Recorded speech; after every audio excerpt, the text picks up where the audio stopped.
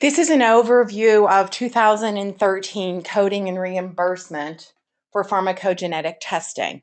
We're looking at CPTs G0452 and 81479. First of all, it's important for you to communicate to the physician that you are providing information that is currently accurate. Medical billing is as much art as it is science. It's a dynamic area of the medical practice, and you're communicating to the physician that you're giving information that's been compiled from what physicians across the country are doing. It's important that you make it clear that you're not a billing expert, that you're providing information that has been obtained from physicians across the country who have been billing for the interpretation of the pharmacogenetic testing.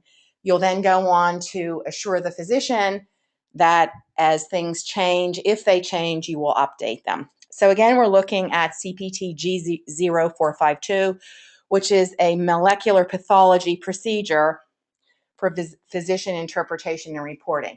Now, let's start by putting this in context. This is a code that is on the pathology schedule. So if you do any research, you'll see some commentary from the College of Pathologists. So this is a pathology code that as of 2013 is being paid from the physician fee schedule. So again, CPT G0452. Commercial plans for anything other than Medicare, you can either use 452 or 81479. And there is some suggestion that you use 81479 if G0452 is denied. So let's talk about some of the requirements for a 452 claim not to be denied. Because that is a pathology code, meaning in effect a lab code, when it's submitted to CMS Medicare, the software is looking for either a CLIA number, because again, a pathologist would be working in a lab. So they're either looking for the CLIA number of the lab or a CLIA waiver. Now, a CLIA waive test would be one of the very pedestrian routine tests that CLIA has decided is simple enough and accurate enough that one doesn't need a CLIA license to do the test. You can get a waiver. So we're talking about any doctor that does any sort of routine testing like urine dipstick, like Lyme disease, like hematocrit, like INRs for cardiologists will have a CLIA waiver in place. So if you're dealing with a physician that does any sort of in-office lab testing, I don't mean medical device testing, I mean in-office lab testing, strep throat, pap smears, Lyme disease, the flu tests, glucose monitoring, urine dipstick, they will have a CLIA waiver in place.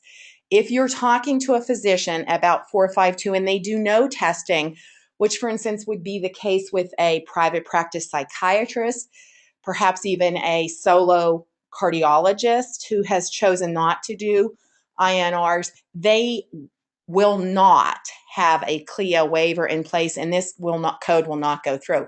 Now, if you are inclined to and the doctor desires that you do it, you can get a CLIA waiver. You can get a CLIA waiver, fill out the form. It's relatively simple. Depending upon the state that you're in, determines the cost, the length of time that it takes. So typically we're looking at probably a couple of $100s in terms of the waiver fee and 4 to 8 plus weeks to get it. So again, the doctor could go back and bill for the interpretation. So one of the external requirements, if you will, for this code is that there must be a CLIA waiver in place. And that's easily discernible because you can just ask the physician if they're doing any in-office testing. And I don't mean testing with a medical device. So it would be some sort of lab testing. So again, having said that, if the doctor does not do any in-office lab testing that has warranted a previous securing of a CLIA waiver, you'll either have to assist that doctor in getting the waiver, or they will not be able to, he or she will not be able to bill this code.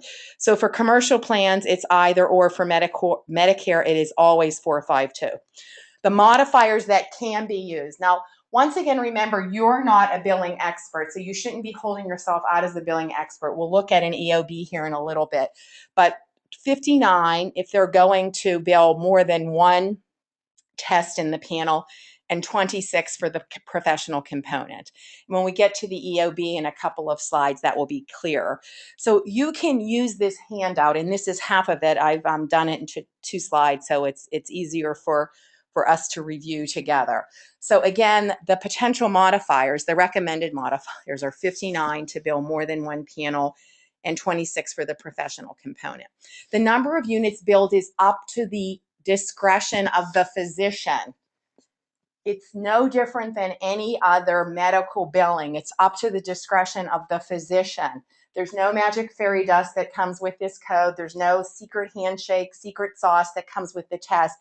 This billing operates within the ambit of all other medical billing standards. The doctor has to be comfortable. It's up to the doctor's, his or her discretion, and the medical necessity. So from the information compiled on the cardiac panel, it's 1 to 8 units and 1 to 4 pain, psych, and urology.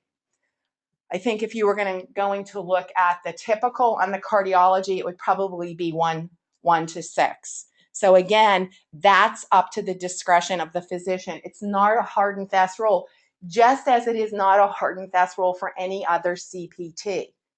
So what you're doing is giving the physician the parameters within which he or she can operate. It's always up to the discretion of the physician. The reimbursement varies depending upon the Medicare administrator or insurance carrier. Typically, we're looking at $18 and change per unit. So if there's 2 units, it would be 2 times that. The ICD-9 codes, the physician from which this information has been collected have simply been using the diagnostic codes applicable to any given patient, depending upon the test. So again, diabetes, hypertension, headache, chronic pain syndrome, etc. So the key coding and billing points is that you have to include a written interpretation in the records for each 452 or 81479. But again, that's the case with any medical billing. If it's not documented as far as an insurance carrier is concerned, it didn't happen. So we're using this code for interpretation of the molecular diagnostic tests. And again, do not use CPT 80500 for the interpretation. That series is used for pathology consulting only. And obviously, again, if a physician calls in a patient to review the results of a test, anytime a physician is meeting with a patient, they can, if they so choose, bill a lower level office visit during that meeting. Now let's look at an EOB. And I understand that this isn't clear, but I wanted to make it as large as I could so we could look at this. You all have this EOB in the Dropbox. So if you want to pause this and go get it, that might be a good idea, because obviously what you have in front of you will be clearer than this. But this is as best as I could do for this review. First of all, let's understand what an EOB is. An EOB, or explanation of benefits, is the document that a health insurance company sends to communicate their decision to members regarding payment for service. Every insurance company EOB is different. They all have to send it. It's not a bill. It's an explanation of benefits. Some of them are a little difficult to understand, but what's important is an EOB is not a bill, but it usually has enough information on it for the member to review what the physician will eventually be billing them, if any. EOBs are not standardized, and they can be a little, as I said, confusing to decipher, but it's usually a matter of semantics. So what we're looking at here is a standard, because it's the most common format style, and it's the standard paper remittance format. This format is commonly used by Medicare. So let's review it here. We have headers across the top. This is the procedure provided, the service date, the place of service, the number of units, the procedure, the modifiers, the amount billed, the amount allowed, the amount deducted, what your deductible was, coinsurance, the amount that was disallowed, and the amount that was paid. So again, the procedure provided, the service date, the place of service. When you see an 11, that's the code for outpatient. Modifiers, the number of units provided, the procedure. Now this is our CPT here. So procedure is the CPT. And the CPT is a universal coding system that's owned and designated by the American Medical Association. Modifiers, we see our 26 and our 59, the amount billed, the amount allowed, the deductible, coinsurance, the amount disallowed, and the amount paid. Now let's look at our column here. So we see the date of service, 1/11/13. We see the place of service, 11, that's the code for outpatient. We see the number, the units of service, 6. So this particular physician billed a quantity of 6. We see our procedural code, GO452. Now this code is for a low-level office visit. So this particular physician called the patient in and reviewed the results and charged for a low-level OV, a low-level office visit. So you'll see on your physical, the EOB that you have in your, either from the Dropbox or has been emailed to you, you'll see that there's another one of the molecular pathology interpretation billings at the bottom of it, and it's the same instance. The doctor called the patient back in.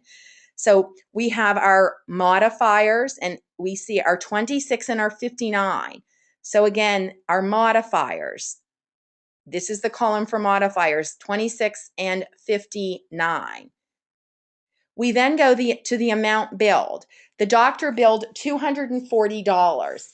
Now, let me tell you what the concept is and then what the rule of thumb is. The amount billed is always more than the amount that's going to be paid. And typically the rule of thumb is you take the amount allowed, in this case, $118.98, you round it up to the next $5, in this case, $120, and you double it. That's the rule of thumb.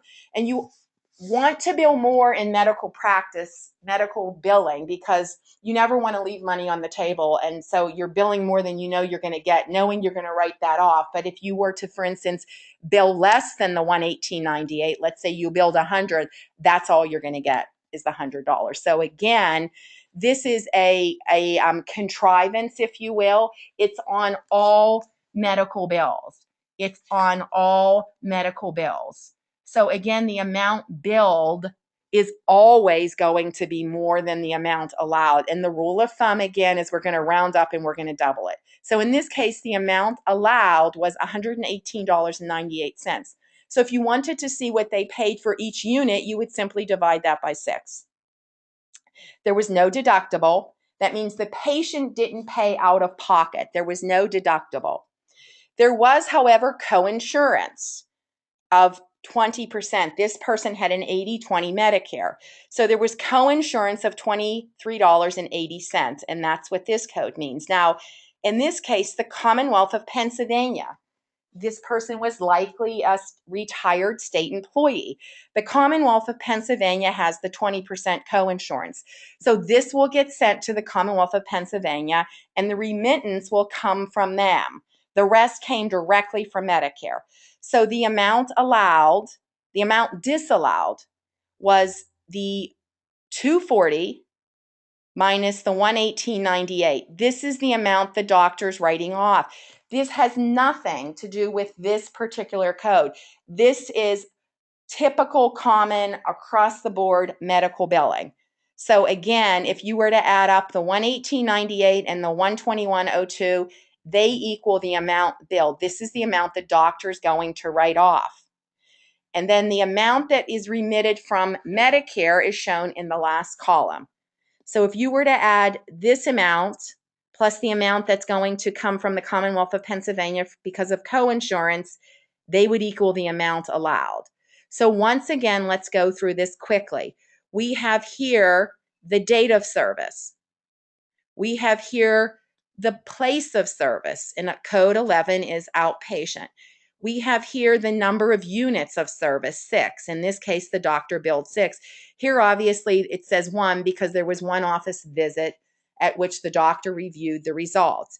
Here we have our CPT, GO452. If you were to look up this CPT, it's a low-level office visit. Here we have our modifiers, 26 and 59. 26, the professional component, 59, which is the modifier that allows you to bill a quantity of more than 1. Here we have the amount billed. Again, we're rounding up and we're doubling. You can see the same thing was done here. Rounded up to 25 and doubled it. It has nothing to do with this code. This is medical billing practice. Here we have the deductible. There was no deductible here. There was no payment out of pocket by the patient. The coinsurance, this is the code for coinsurance. It was a 20% 80-20 Medicare. So the Commonwealth of Pennsylvania was insuring the 20%. The remittance for this amount will come from them. The amount that wasn't paid, and you can see it's the case with everything, it has, again, nothing to do with this code, was the difference between the amount billed and the amount allowed. And then in the very last column, you have the remittance that will be coming from Medicare. In this case, it's the amount allowed minus the coinsurance. So you can see once you understand this, it all sort of falls into place. So hopefully that was helpful for you in understanding the billing procedure for GO452. The point you have to remember, though, is that when this is billed, it's going to be the software is going to be looking for a CLIA waiver in place. If you don't have the CLIA waiver in place, it's going to get rejected. The other thing that you have to remember is this is a bill for interpretation. You cannot bill it the same day of the test collection because it'll get rejected for that reason. So the doctor can only bill this when the results have been received and interpreted. And remember, as with all medical billing, this has to be documented in the records. So the two reasons that this might get rejected if you're not mindful is no CLIA number or CLIA waiver in place, and the fact that the billing has been done before the results have been received. And those will be rejection codes. And if that happens, you just fix the rejection code and rebill it. So having said all of that, I hope this is helpful to all of you in understanding how you can meet with any physician and walk them through the EOB.